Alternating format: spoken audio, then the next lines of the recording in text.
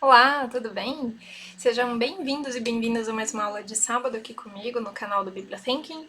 Eu sou a Lígia Canelas, eu sou bibliotecária, arquiteta de informação e UX Writer. E hoje a nossa aula vai trazer o processo de design chamado Double Diamond. Eu vou explicar para vocês esse processo, vou dando alguns exemplos a partir de um case que eu coordenei junto com um gestor numa empresa que eu trabalhei. Eu vou dando pinceladas das etapas do processo junto com esse case como exemplo. E na semana que vem, né, no próximo sábado, eu vou colocar esse case também. Vai ser uma aula um pouco mais longa, né, bem completa, onde eu vou apresentar esse case com todos os detalhes e comentar cada uma das etapas, mostrando algumas partes, né, alguns entregáveis que foram feitos, para que vocês consigam correlacionar cada vez mais com um processo de design do início ao fim. Agora a gente já está se aproximando, né, de um processo um pouco mais prático. A gente aprendeu vários conceitos, a gente aprendeu muita coisa, ainda tem muita coisa, pode ter certeza, para a gente aprender. Mas a partir de agora a gente vai começando a pegar um pouco mais na parte prática. Eu espero que você goste aqui da nossa aula. Não se esquece, se você já está curtindo as nossas aulas, dá aquele like aqui no vídeo, se inscreve e ativa o sininho para você receber os conteúdos, tá bom? E vamos lá, vamos começar.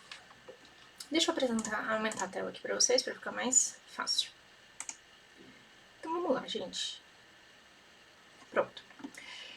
O Double Diamond é um processo de design, mas ele não é uma fórmula mágica, né? E ele ajuda, né? Ele funciona como uma espécie de caminho que você pode utilizar para resolver problemas, para fazer descobertas e entregar um produto, um serviço na outra ponta para o seu usuário que seja melhor, né?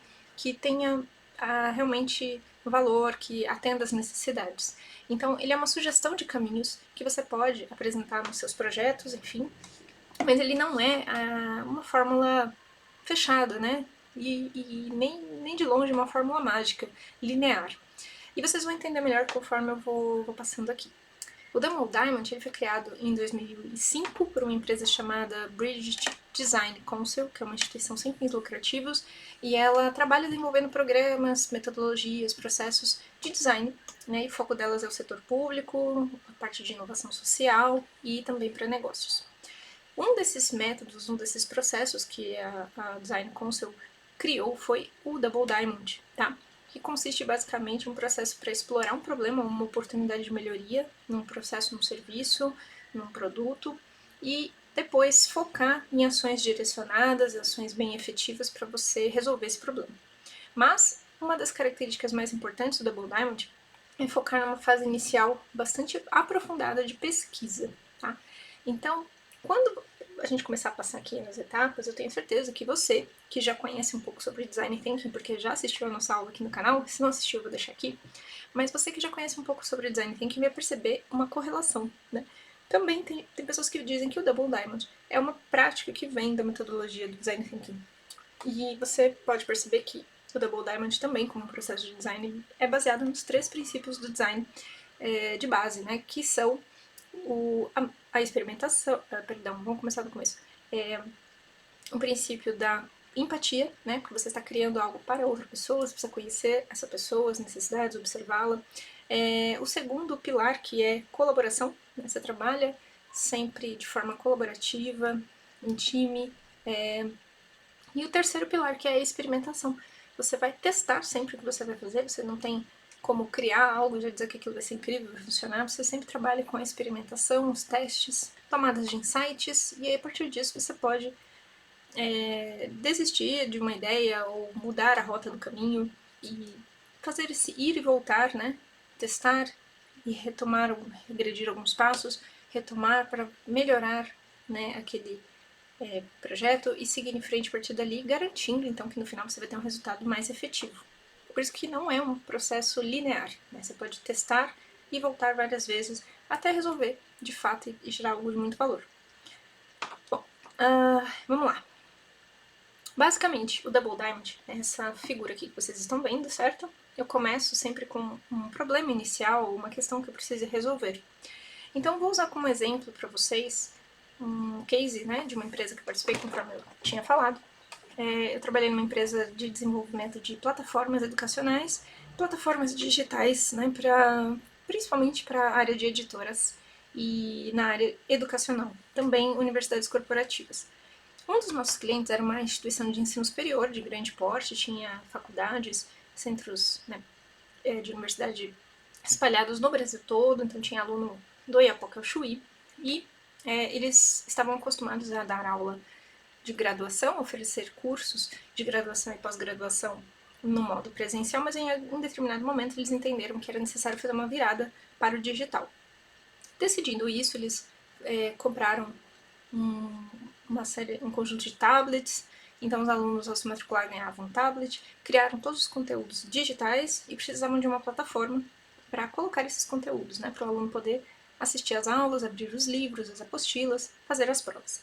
Então a nossa empresa foi contratada para desenvolver essa plataforma, né, para alocar esse conteúdo.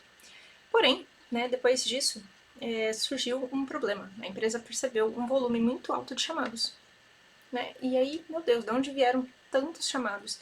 Depois que a gente fez essa virada, a gente começou a receber uma nota muito ruim nas lojas do Google Play e da Apple Store, né? Muitas reclamações nas redes sociais, enfim. Um projeto só tomando porrada, tiro, bomba. E aí, tinha esse problema.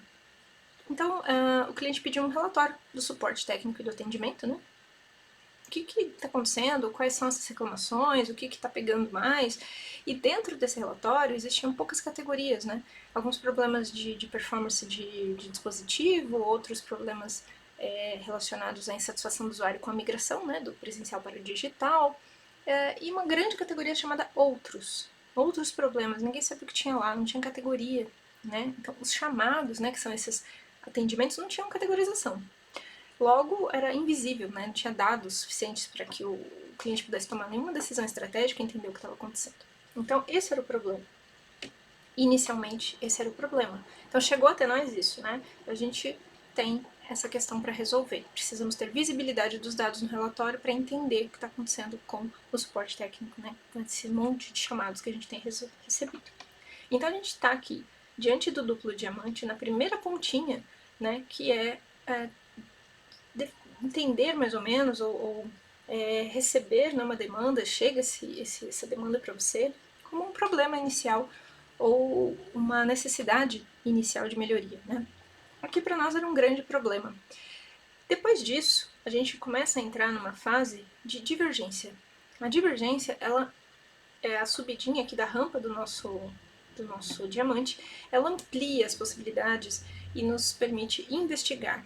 Né? É uma fase de discovery, de descobertas, de muita pesquisa. E não é só um formulário, não é só fazer um teste de usabilidade da plataforma, é uma pesquisa bem completa.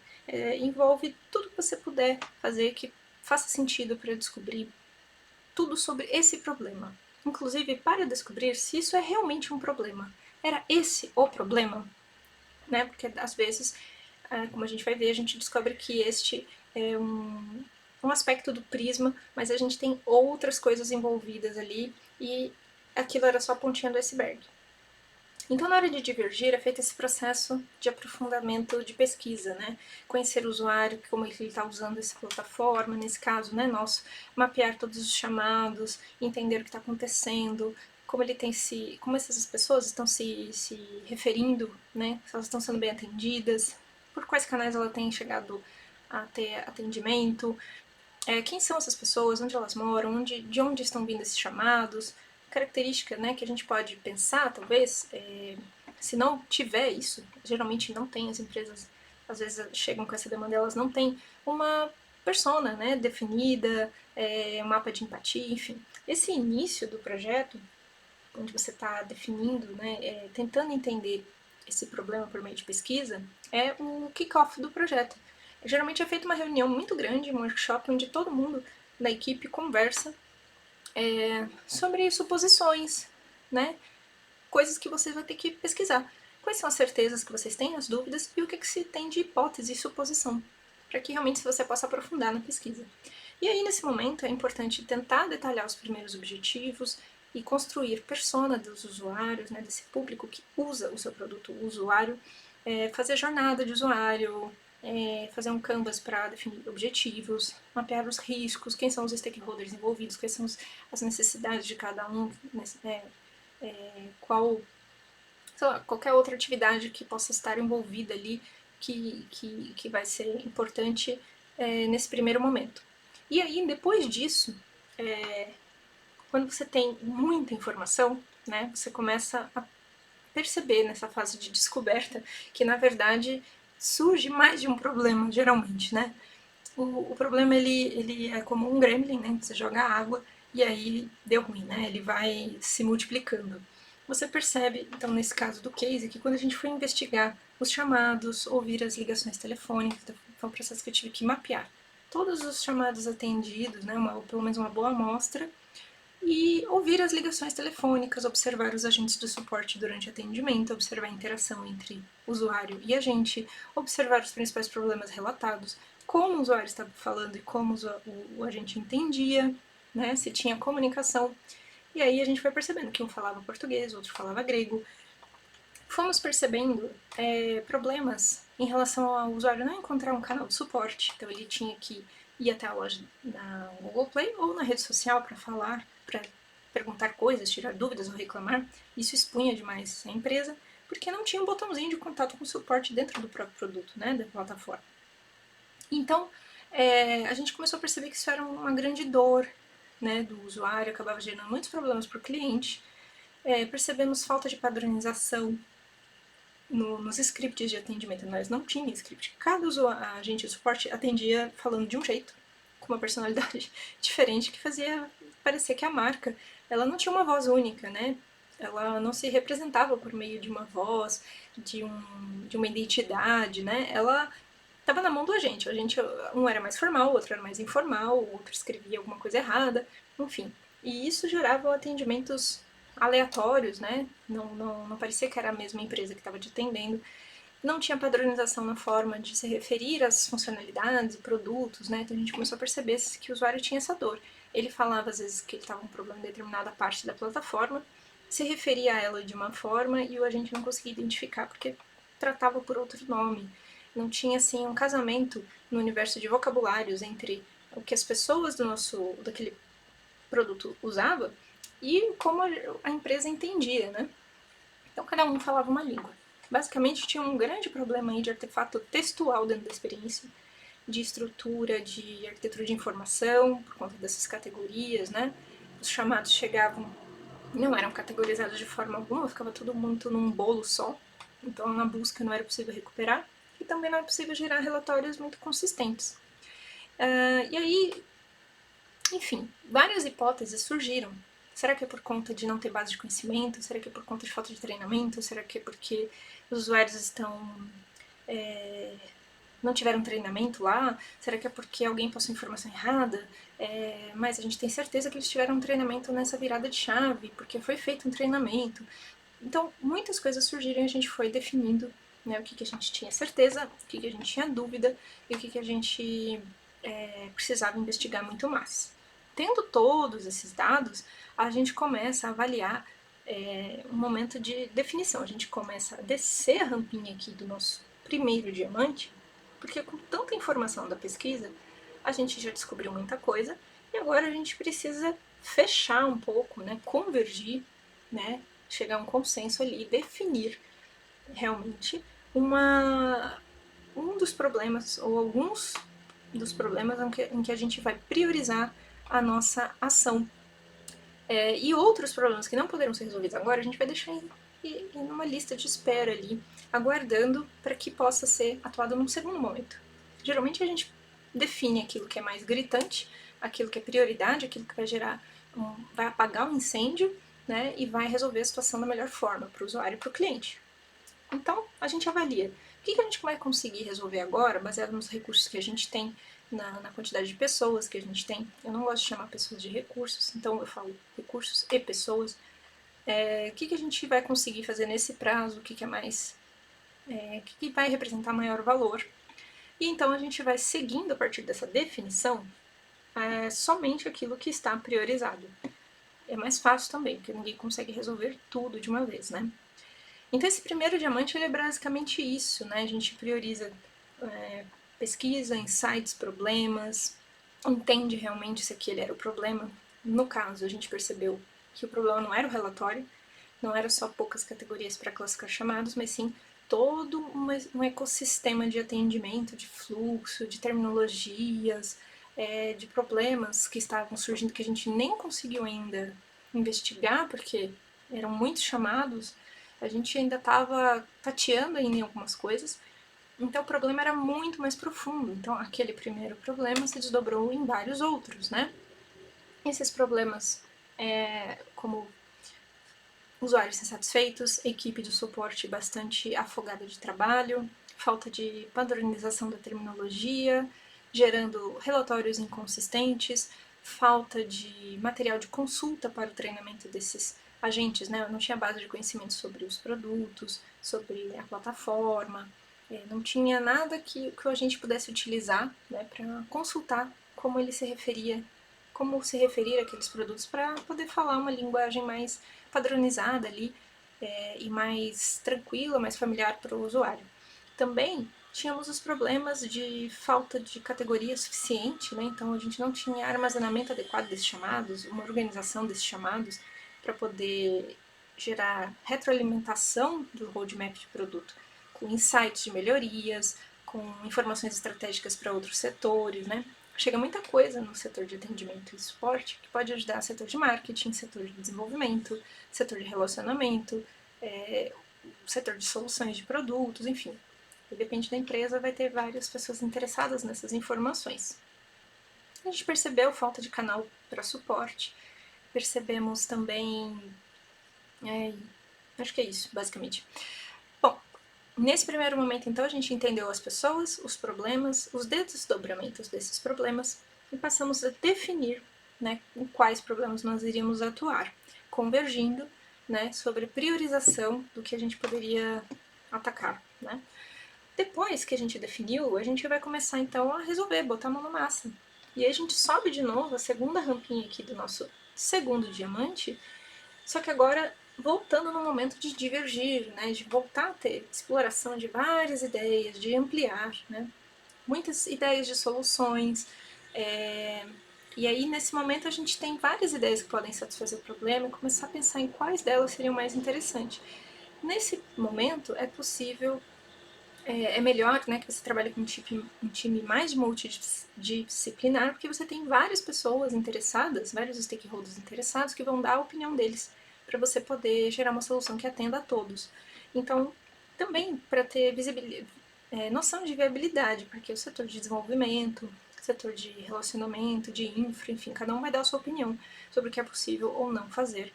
Então, de todas essas ideias de como desenvolver, né, que é uma de ideação, é bom ter pessoas que ajudem a orientar o que vai dar para fazer e o que não vai dar para fazer. Nesse case, nós tínhamos envolvido o setor de marketing e relacionamento, porque isso afetava a imagem da empresa.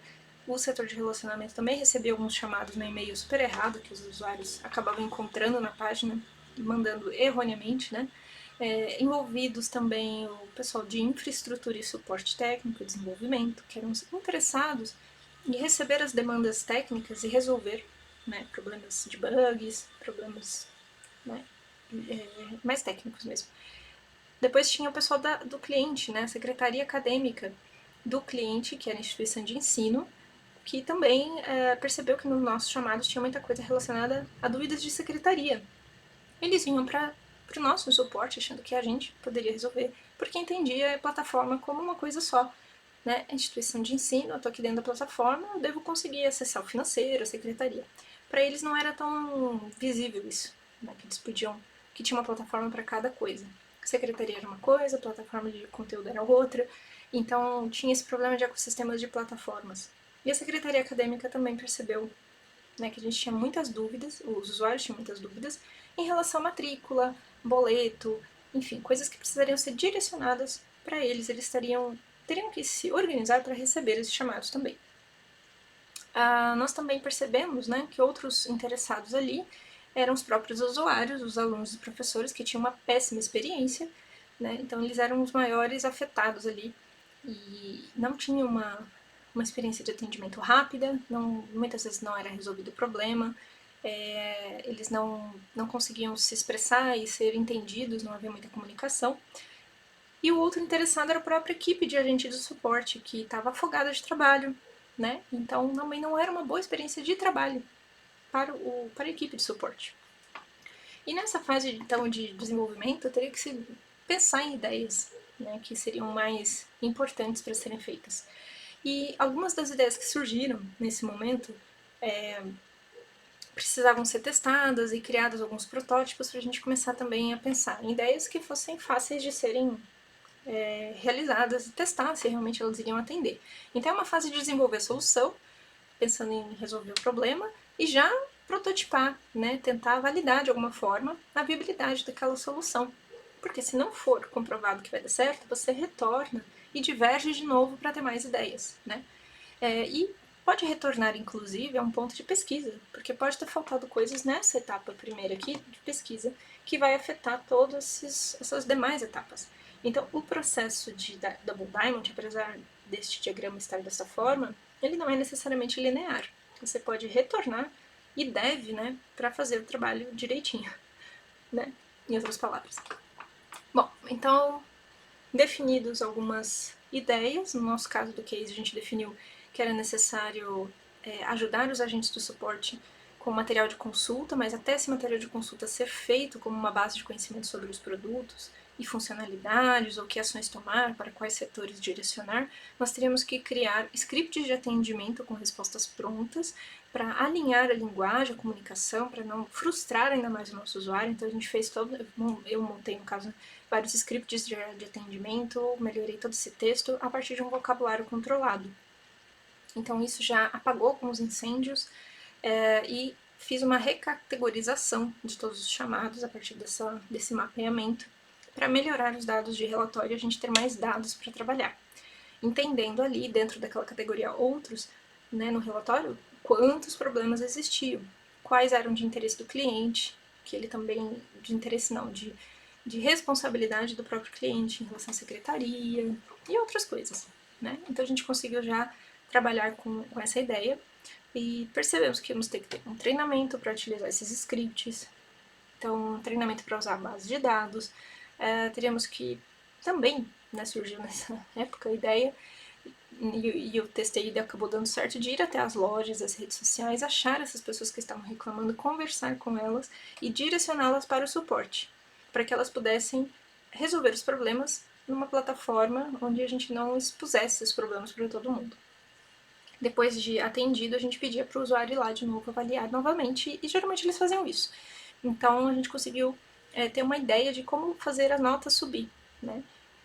Pedindo para que essas pessoas, primeiro, não reclamassem lá, utilizassem o canal correto e depois voltassem para reavaliar, né? O que estava na rede social, infelizmente, já estava lá mesmo, não tinha como, mas a nota da loja a gente tentou, né, de toda forma, melhorar aquela situação. E deixamos o canal, a ideia era deixar o canal de suporte mais visível, né, e não permitir que o usuário tivesse que correr atrás de uma rede social ou da loja para entrar em contato. Então, dentre essas e algumas outras soluções, que depois semana que vem vocês vão ver em mais detalhes no case que eu vou contar em mais detalhes, nós testamos algumas coisas. Então fizemos um protótipo de script de atendimento, fizemos um protótipo de base, de conhecimento, fizemos alguns pequenos treinamentos já iniciais e fomos fazendo ajustes, né? Testando e fazendo ajustes.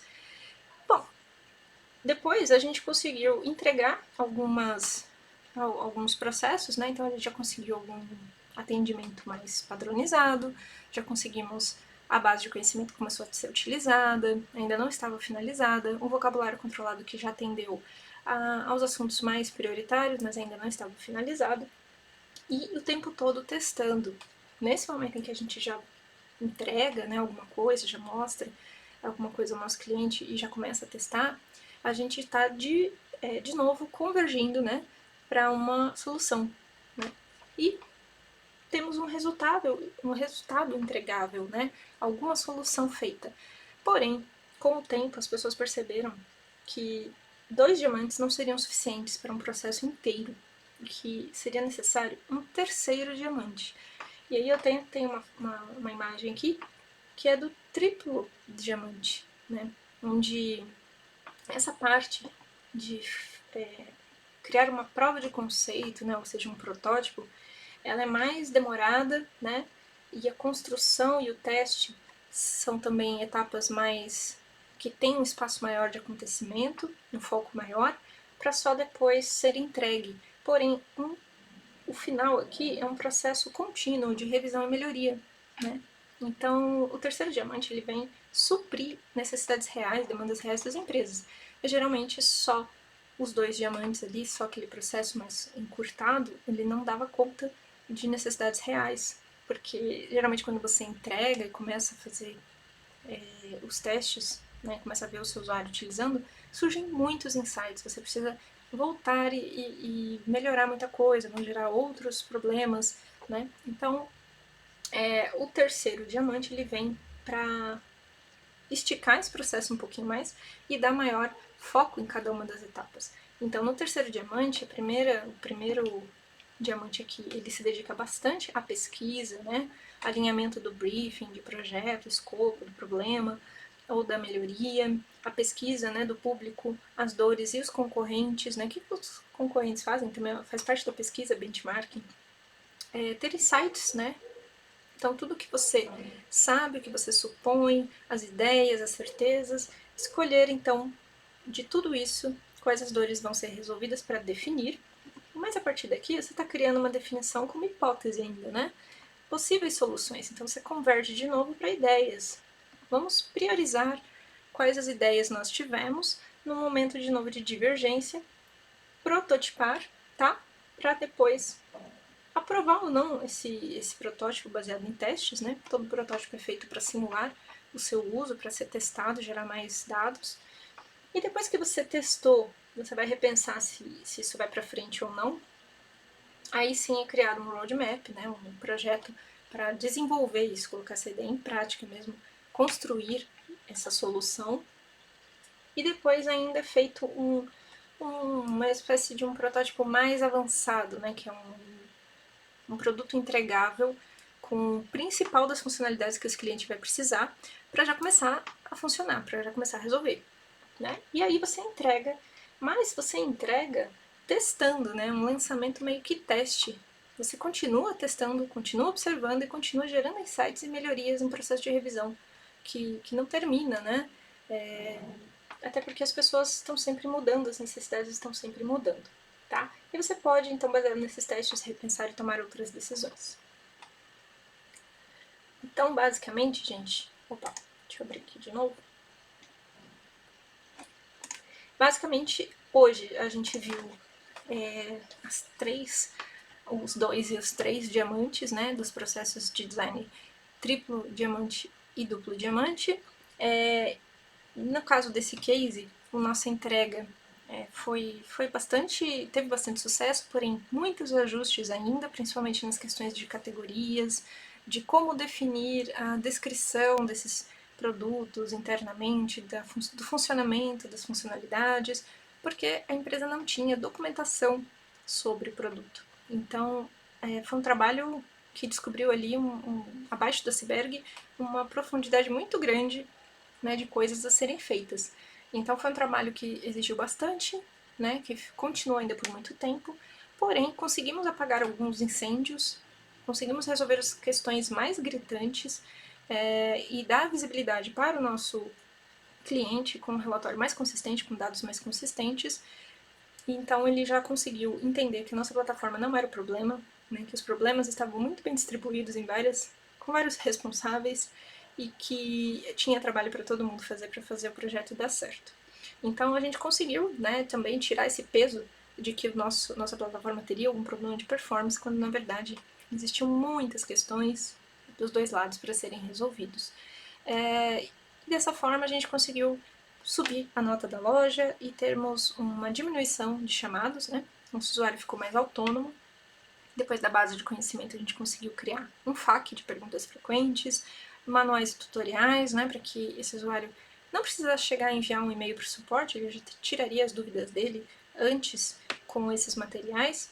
Então, nesse momento, eu acabei atuando não só como UX num produto num serviço de gestão de informação, mas acabei atuando como UX Writer, né, construindo, elaborando todos os artefatos de texto para categorias, scripts de atendimento, comunicação por e-mail, a base de conhecimento, a descrição de produto, né, toda a documentação de produto. Acabei trabalhando com melhorias de várias questões textuais dentro da plataforma de atendimento dos agentes, que era o Request Tracker, que era uma plataforma de suporte técnico. E aí tinha lá menu, categoria, funcionalidades, e você podia configurar, parametrizar de uma forma que você quisesse. Então nós melhoramos também essa plataforma para que o agente também entendesse melhor como utilizar, conseguisse ser mais rápido esse atendimento.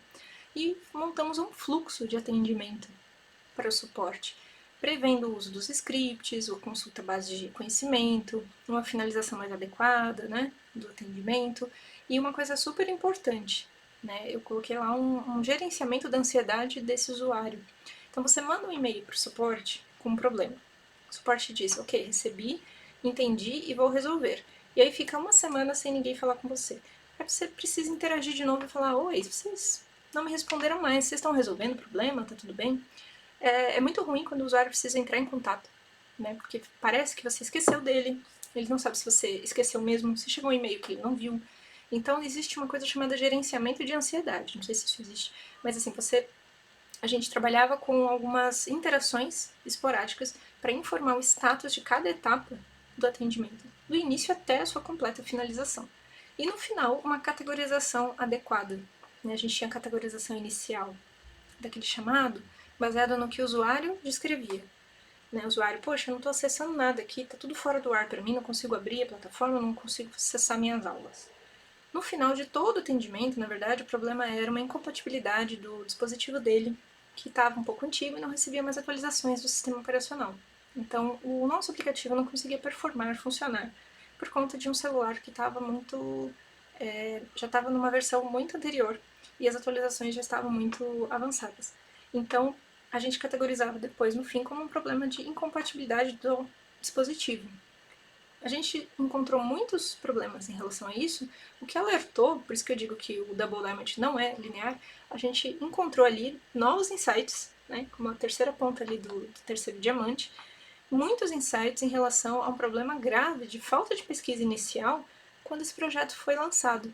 Porque muitos alunos e professores que estavam no Brasil todo, há muitos não tinham boa internet, tinham dispositivos mais antigos, e isso não foi previsto, né? Então a plataforma tinha que ser muito leve, e alguns alunos não conseguiam, né, de forma alguma, precisavam do ensino presencial. Então isso gerou uma série de insights super ricos para o nosso cliente, e foi um processo contínuo, tá? Esse é um case que eu gostei muito foi um trabalho que eu gostei muito de desenvolver, porque abriu também o olhar para que um profissional de biblioteconomia, né, pudesse atuar.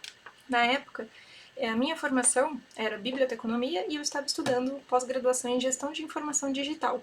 Porém, eu já estudava arquitetura de informação informalmente, né? Por meios de sites, por meios de cursos livres, enfim, mas nem um curso assim muito efetivo. Eu fui fazer o curso de arquitetura de informação posteriormente.